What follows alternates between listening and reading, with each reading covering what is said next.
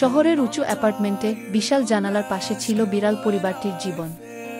বাবা কেশরী তার কমলা লোম শরীর নিয়ে গম্ভীর মুখে বসে থাকত সোফায়, যেন সে পুরো শহরের ভার সামলাচ্ছে। মা আলো, ক্রিম রঙের শান্ত বিড়ালটি, কৌতূহলী চোখে তাকিয়ে থাকত বাইরের দিকে। আর মেঝেতে তাদের ছোট্ট ছানা ঝুমঝুম, তার ডোরাকাটা শরীরে অফুরন্ত শক্তি নিয়ে খেলত একটি লাল সুতোর গোলা দিয়ে।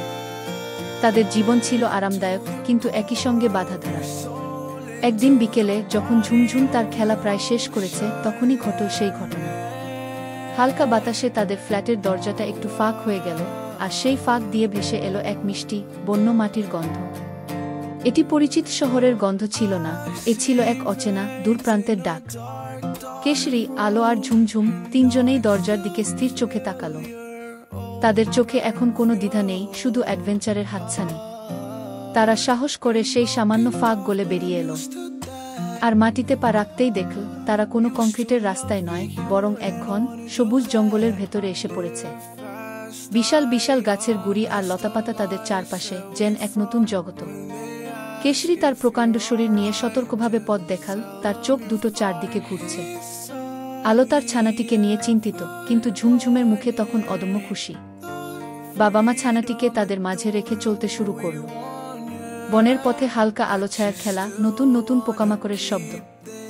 ঝুমঝুম এক মুহূর্তের জন্যেও ভয় পেল না, কারণ সে জানত এই নতুন রহস্যময় পথে তার বাবা মা দুজনেই তার সাথে আছে, যা তাকে সাহস জুগিয়েছিল। কিছুক্ষণ হাঁটার পর তারা একটি খোলা, আলো ঝলমলে পথে এসে পৌঁছাল। সূর্যের আলো নরমভাবে তাদের গায়ে এসে পড়তেই তাদের সমস্ত ক্লান্তি দূর হয়ে গেল। বন্য প্রকৃতি তাদের মনে এক নতুন উন্মাদনা ভরে দিল। আর সেই মুহূর্তে তিনজনে যেন মুক্তির আনন্দে একযোগে দৌড়াতে শুরু করল। কেশরী, আলো আর ঝুমঝুম একদম ঝড়ের বেগে ছুটে চলল, তাদের জীবনের সবথেকে আনন্দের দৌড় ছিল সেটি। দৌড় শেষ হওয়ার পর ঝুমঝুম নিজের শক্তির প্রমাণ দিতে লাফ দিয়ে রাস্তার পাশে থাকা একটি নিচু গাছের ডালে উঠে বসল। সে নিচের দিকে তাকিয়ে হাসি দিল, তার চোখে ছিল বিজয়ের ঔজ্জ্বল্য। আর নিচে দাঁড়িয়ে কেশরী ও আলো তার এই দুঃসাহসিক কাজ দেখে গর্বিতভাবে হাসল।